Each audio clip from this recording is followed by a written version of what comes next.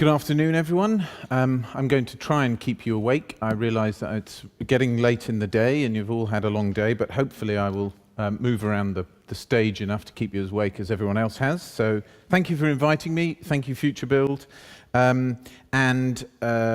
I'd just like to tell you a little bit about some of the smart energy solutions I've been working on with a few project examples that we've made. So just in terms of putting this into context, obviously, as you know, the majority of the world's population now live in cities, and that proportion will continue to rise through the 21st century. Cities will absorb in the next 40 years as many people as an increase in the population from human history beginnings to 1960. So we've got a lot to get in, and the energy challenges that will bring are not insignificant. But cities aren't just bricks. They're made to work for individuals, but they're also made to work for governments, businesses, and institutions and communities. And we're increasing our urban density, not just out of necessity of population and jobs, but also about increasing efficiency of infrastructure, of transport, and interestingly for me, of course, for energy. As we do this, we must be mindful of the reason that we moved energy generation out of cities in the 1950s. This is Oslo in 2011. I have to say it's not my experience of Oslo, but it's certainly my experience of many cities and my home city of London. And admittedly, the reason for this smog is much more likely to be these than it is to be energy generation. But we still need to be mindful of the implications that energy generation will bring to our cities.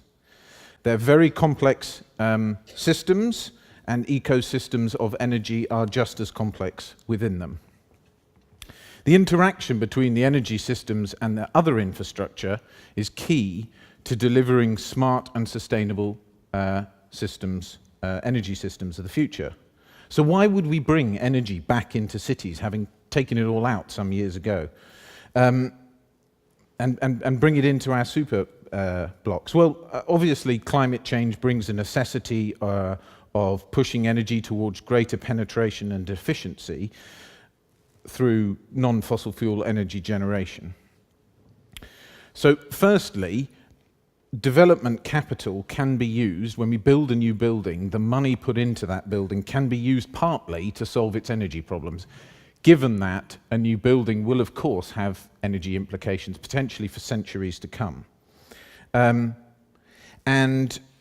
so why should we not force our buildings to make a contribution towards their energy generation? The second thing is, of course, that when you put a building in place, the renewable resource around it and that lands on it is then locked out unless you put the energy system in at the start, or it's much harder to retrofit.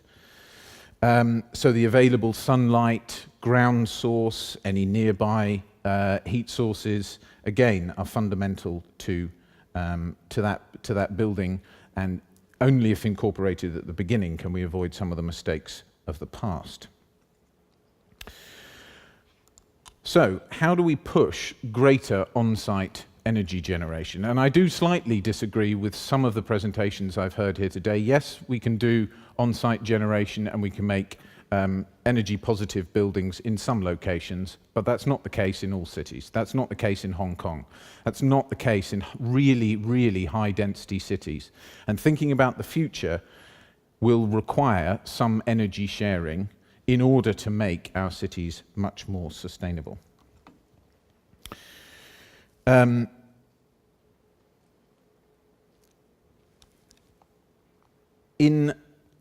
incentivizing that energy sharing, we have to think very carefully about what we put in place in order to do that. So in the UK, as in with many countries around the world, although I understand not so much in Norway, we have a feed-in tariff for renewable energy, and there is very significant time-of-day pricing for electricity and for renewable electricity, which incentivize it. So, for example, there are 3 periods in the year in the UK where the price of electricity goes from an average of about 60 UK pounds per megawatt hour to about 2,500. They don't tell you when those 3 periods are. So everyone is always trying to guess when the right period is. So there are companies in place that will say, we guarantee you'll hit those 3 periods if you turn your generation on, if you make it available on these 25 occasions. And that really helps manage the peaks and troughs of electricity demand across the UK, and also means that it's viable for some of those dirtier systems, which we don't want to use very much, but we really need to be financially viable. Coal, for example. You don't really want it to be financially viable very often, but when the lights are about to go out, you want them to be there.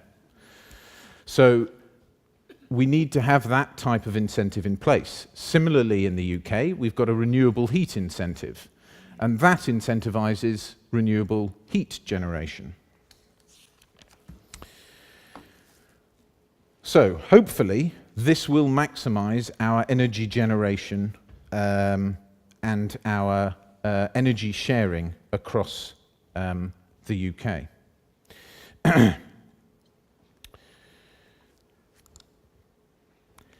Heat networks, which are very common across Scandinavia and much of the world, in fact, are quite rare in the UK, and that's got a background to do with the fact that we've got gas everywhere. So, 2%, I think, of the UK has any form of communal heating.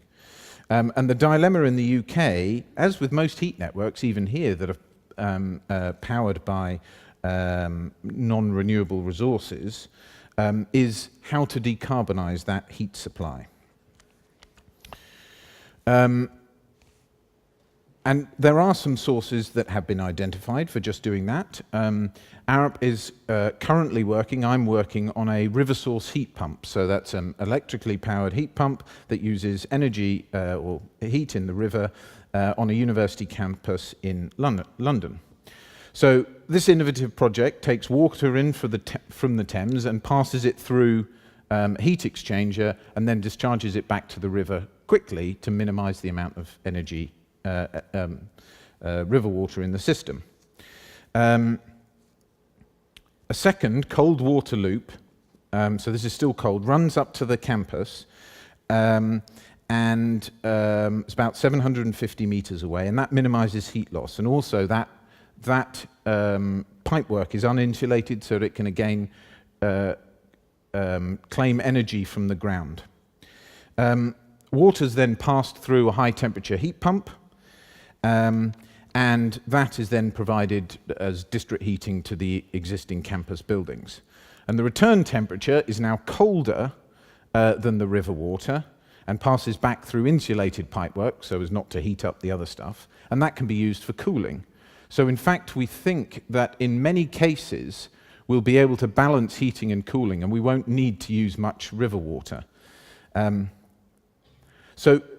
But it's the renewable heat incentive that is really making this very significant investment in infrastructure a viable proposition. The university could potentially allow this energy loop, if you like, could offer it to other users along the path, thus balancing heat import and export. So, the river water was an innovative project in terms of using a nearby renewable resource, the river, if you like, albeit for a slightly different purpose than one might normally use rivers. On this project, our national electricity grid had an electricity substation on a large piece of land. As you can see, it's pretty ugly, but with some clever planning, the land could be remediated and some of that land be freed up for housing development, significantly increasing the land value, obviously, for the utility at the same time. So their original proposition was this, which is a pretty ugly estimation of what they might have gone for. They might have tried to get that through planning. I don't think the municipality would have been very, very happy. What we came up with was a solution that looked a little bit more like this. So you have housing at the front, you've got at the back, you have here, you've got the actual substation, and that's the heat rejection of it. But most of the time, the heat is actually put into a heat network and shared with that new housing and with a local school. So that saved quite a significant amount of money for development. It also used a renewable resource and enabled them to get planning permission and for us to kickstart a district heating network in an area which was lacking. That was lacking. So, a different project, again using a heat pump. There's lots of heat generated on the London Underground, and normally that would go to waste. So there's an existing district heating network in the local area of a relatively high density area of London, and we put heat pumps on the vent shaft, extracted the heat from that, and vastly increased the efficiency of those heat pumps. But again, the key thing for that was energy pricing. So we run the heat pump when the electricity price is low. And that happens when either the demand is low or it's very windy out in the North Sea. And we bring the energy in very cheaply from all of our offshore wind farms. When the electricity price is very high, we turn off the heat pump and we run the combined heat and power, which is a gas-fired engine with heat offtake.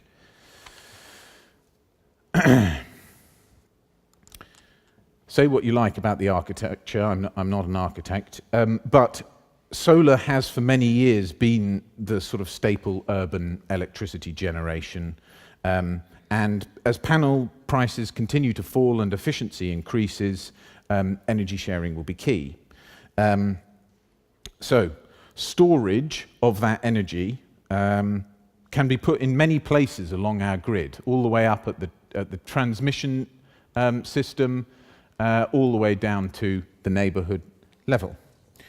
However, I believe that a centralised system will remain, and I realise that's slightly out of fashion with what some people have said today, but in the UK, for example, we have lots and lots of renewable source a long way away from our cities. It tends to be offshore, we use wind farms, it's a very efficient way of creating energy, but that requires a very big transmission system. In fact, probably much like Oslo, we have a very different peak between heating and cooling in the winter. So if I'm going to use heat generated through electricity, the peak heating demand in the UK is 6 times the peak electrical demand. So in fact, I need 6 of these in the future. Not less, I need more. And that will be a lower carbon solution. So, and that's probably how it's going to be in some of the more denser cities. I accept that that might be different elsewhere. So the UK has a mechanism of incentivizing the installation of storage through financial mechanisms. They have availability charge, they have frequency response, all of that storage is available. So we're working on battery systems, you know, very large battery systems at the grid scale. We're working on commercial buildings where they're providing backup generation for life safety systems such as sprinklers, but also very much down at the community level. So looking at how communities can share energy amongst themselves, how that they can use the differences between energy prices to make the business case viable for solar without just having to use a regulatory stick which says you must put solar on everything. So this community microgrid is a local project in San Francisco, for example, and again, it's creating that business case to look at energy sharing between different customers. A few years back, I worked on the Global Climate Partnership Fund, and that was trying to roll out energy efficiency and renewable energy in developing countries. And back then, the way to make energy efficiency work certainly in developing countries, was to really reduce the costs of doing energy efficiency, the transactional costs. I don't mean the cost of the system, I mean my costs, the costs of the bankers, the cost of the people lending the money, the whole transaction cost. And that would then enable the project to make a payback. And I'm still proud of the fact that I managed to finance a tiny deal, a really tiny deal, well, lots and lots of tiny deals. The lowest was $208 on a project in Ecuador. I don't know what it was. I think it was LED lighting. I can't afford to know what it was. So this was done really by creating an assessment tool that enabled a banking clerk in Ecuador who never had any training, who doesn't know anything about energy, to lend some money associated with an energy project. And so that was really using almost no data. But today, the solution is somewhat different. So this company, Pivot Energy, is a combination of sort of tech startup and significant financial backing to create a very simple platform creating to collate vast amounts of data that we have on buildings. It's all incoherent, it's all in different places, but there is a lot there, much more than there ever was, to quickly assess solutions and then attract an insurance guarantee and financing for the energy efficiency project. Again, keeping the transaction costs right down to a minimum. And that really is the sort of future of smart energy solutions in existing buildings, in my opinion. So, in conclusion, the key really for us and smart energy solutions of the future will be to share all of our data, and I think we need to do that as openly as possible and transparently as possible, and to use development capital in our projects to unlock that renewable resource wherever we can. But that is going to mean an adjustment to the way in which we deliver energy and the way in which we set up fiscal incentives, financial incentives to enable sharing of energy in those places where the business case doesn't stack up just on its own. So that's going to mean adjusting regulatory conditions and changing the governance structure. And across all of that will sit energy modeling and scenario planning, so that all of our cities can really think about the energy ecosystem in which they play. Thank you.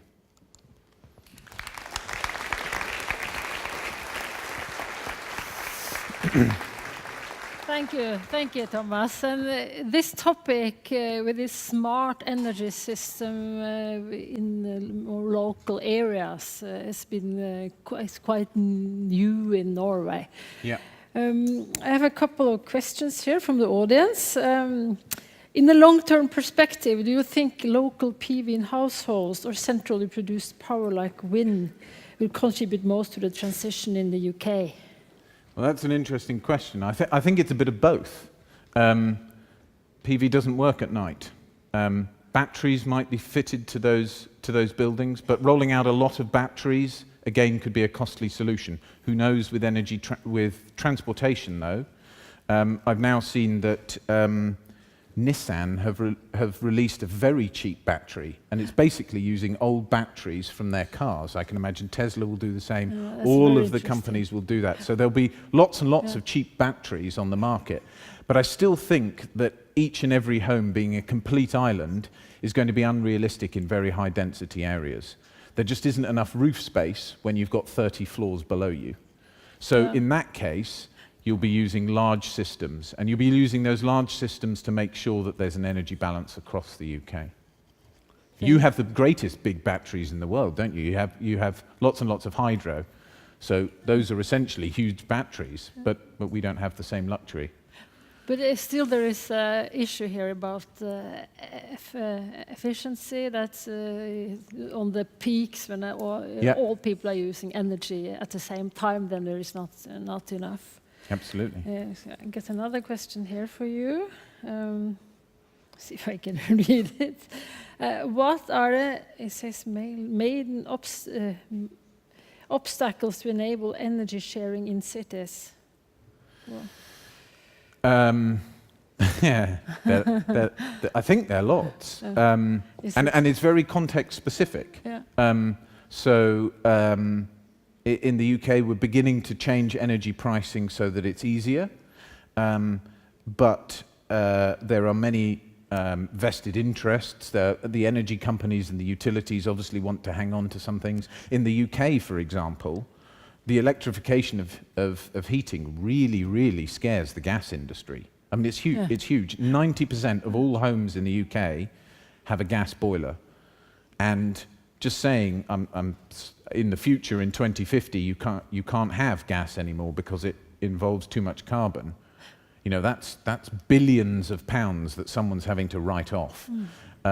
So there are some vested interests in there that will, I think, need to be unlocked. And then financing, I think, you know, finance will go wherever the money is, wherever money can be made. But actually, the key is how can we make the costs of changing, you know, that transition cost that I was talking about, how can we make that simple? How can we make it cheap? How can we make it easy so that everyone does it? This is kind of lack of business concepts to contribute to this new way of thinking and cheap energy. Business concepts. Yeah, I mean, if I spend Yeah. 10 days looking at a house, I could probably solve some of its energy problems. But 10 days is quite a long time. It's an expensive way to do it because there's 23 million homes. So we need to find solutions that we can roll out across all homes, across all businesses around the world. Well, I think this will be a topic we definitely will work with a lot in Norway the coming years. So thank you, Thomas. Thank you. Thank you.